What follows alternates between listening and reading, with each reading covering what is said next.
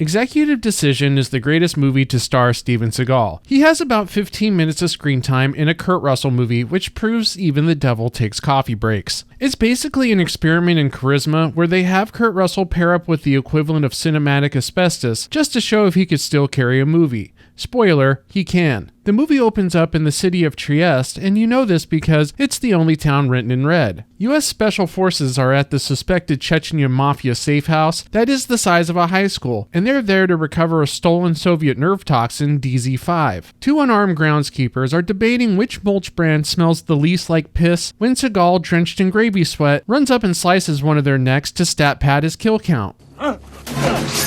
The movie's already starting off strong with Steven Seagal casually murdering a gardener whose biggest concern a moment ago was crabgrass. But just when you think it couldn't get any worse, you find out John Leguizamo is also in the scene, and if it wasn't for the fact that Kurt Russell is listed in the opening credits, there is really no reason to continue watching this. But Seagal, he's not done committing crimes against humanity by just being on screen. He goes ahead and stabs the next shrub ninja in line.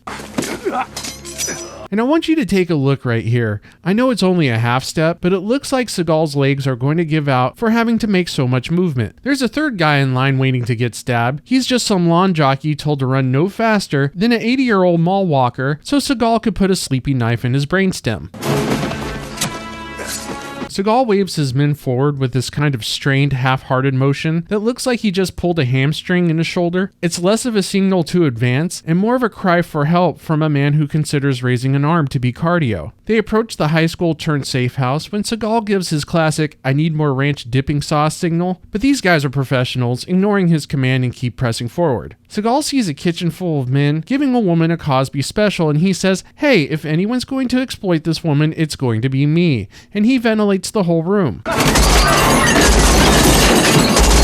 And if you look closely, you'll notice Seagal is using his special technique of aiming, where the stock of his submachine gun rests somewhere between over his shoulder and Pluto. Meanwhile, the woman up on the counter is thinking, "Jesus Christ, I was safer before you waddled in here." Seagal asks her if the dead guys left any food behind. She tells him no, the guy on the staircase ate it all, so Seagal shoots him because in his universe, eating the last snack is worse than terrorism.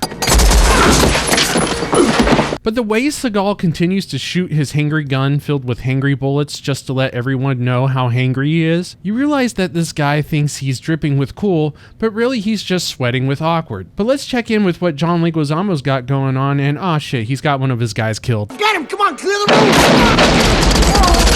That's right. As John here is yelling to clear the room, he fails to clear the room. Great job, John. You are the second greatest asshole in this movie. The only reason why you're not number one is due to the fact that Seagal is also in this movie, and there's no one alive or dead who's going to take his place. And look at this dickhead. The first thing he does after wasting a bad guy is he waves his gun at a completely empty closet, as if that's somehow a portal for fresh bad guys to step through. Honestly, being placed on a special forces team featuring Seagal and Leguizamo means your life expectancy doesn't just drop, it files for bankruptcy. Back to Seagal, where he forgets the mission was about stolen DZ-5 because he found a locked pantry and orders the doors to be blown off.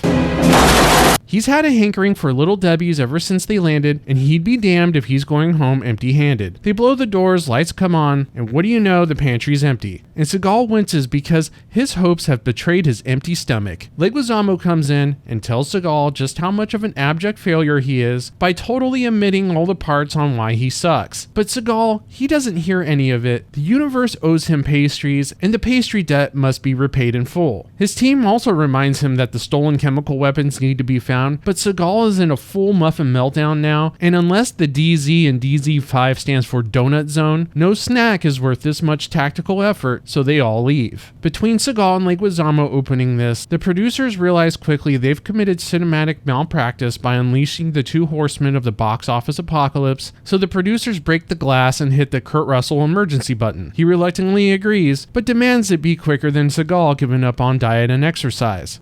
Okay, quick, before I change my mind. As it turns out, Arabic Michael Ironside, Mustafa Copperspine here, hijacked a plane in Athens and is headed to Washington, D.C. It's got the usual stuff on board: terrorists, a bomb that's attached to the DZ-5 that is going to wipe out the entire eastern seaboard. Standard stuff, really. But the inexcusable thing he really did here was he took Halle Berry hostage, and that shit ain't going to fly with the United States. So to make sure Halle Berry lives, the Secretary of Defense calls the Marines to cockblock Kurt Russell. Excuse me, are you Dr. Grant? You have an urgent phone call. Before Russell can save the day once again by telling the classified clowns at the Pentagon how to do their job, he asks his team who's running the anti-terrorism unit, and they tell him Seagal. Who's heading up the anti-terrorist unit?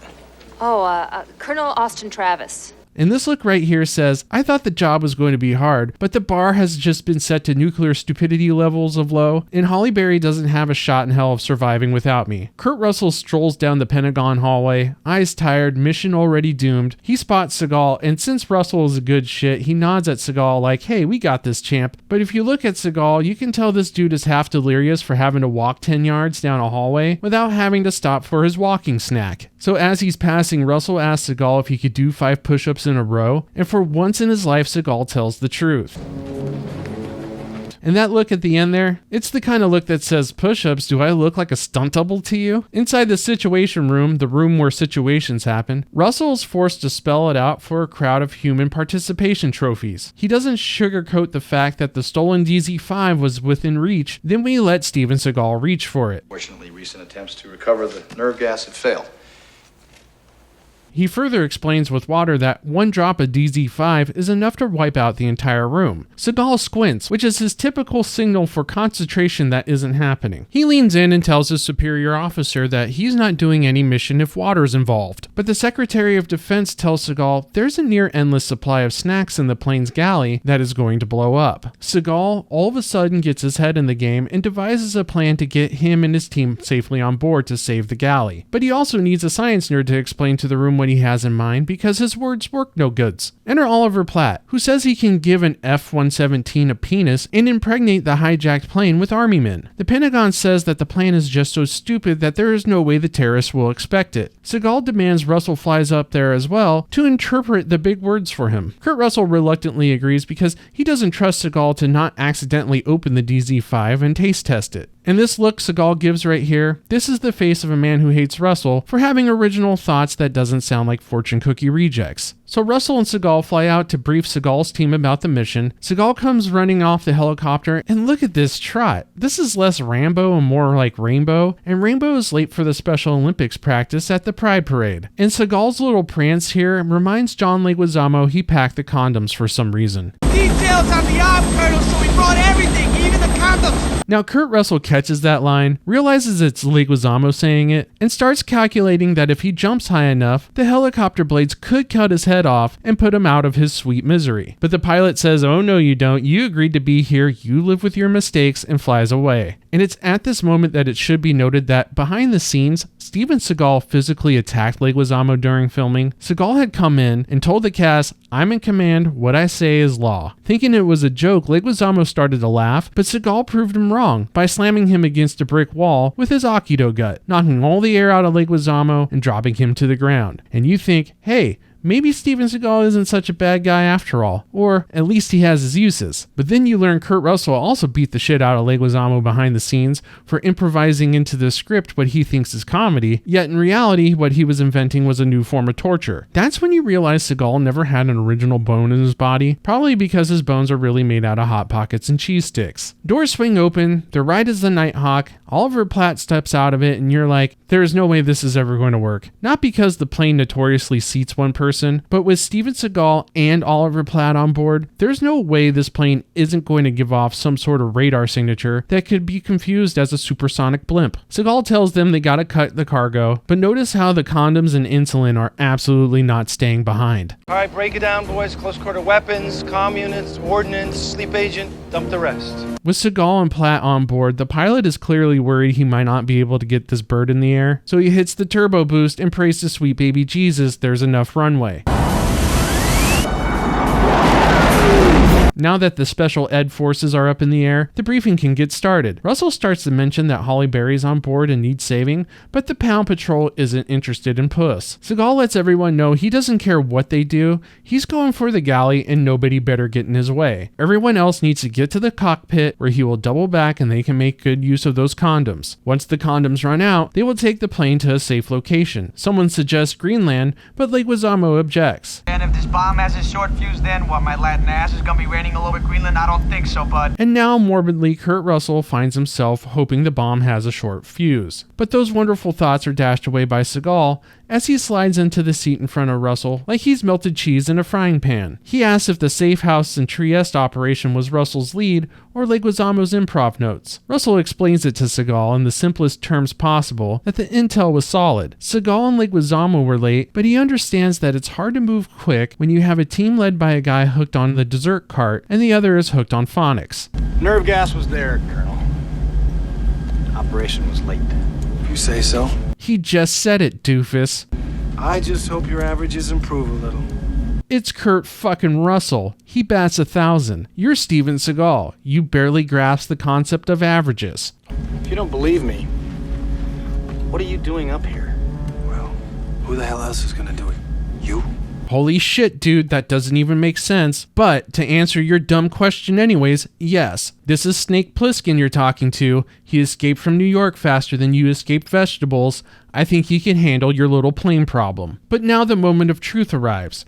Oliver Platt explains that he's got to go through the plane's penis first to do the complicated science procedure of opening hatches. But Seagal says Baker's got to go first because his last name is Baker and he promised he can whip up a double chocolate chip muffin real quick because it's in his bloodline. But Oliver Platt's like, dude, I like food just as much as you do, but you can't teach the delicate operation of twisting a handle and pushing it back in to open a hatch in just 5 minutes. And yet Seagal is hangry and he's not going to have some science bitch get between him and some straight out of the oven chocolate chip muffins. So he tells Oliver Platt, how about you shut your word hatch? We're going to go with my plan, and everyone else is like, holy shit, we're all going to die. They pull up to the 747, the Nighthawk gets a boner, and oh yeah, we're making overhead bin babies now. Oliver Platt does the too complicated for everyone in this room move of waiting for a red light to turn green and opening a hatch. The sperm and camouflage start making their way through the shaft when we hit some minor turbulence that rearranges Miles Dyson's spine like a Jenga tower and leaves him hanging inside the aircraft's hog.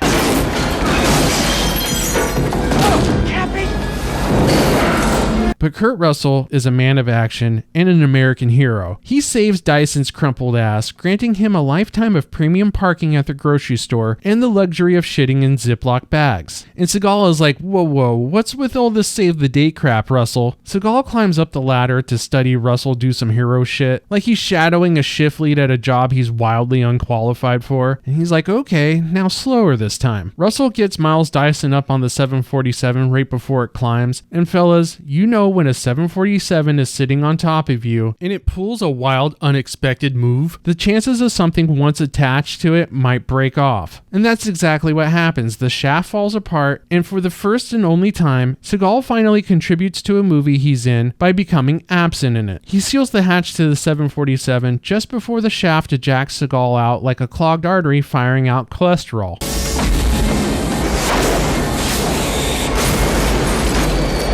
Seagal dies, and you can't help but feel bittersweet for Kurt Russell. On one hand, the shackles are gone. He no longer has to fight terrorists and haul around a human beanbag chair while saving Holly Berry. But the other biological bomb is now on board, and John Leguizamo's got some improv to do.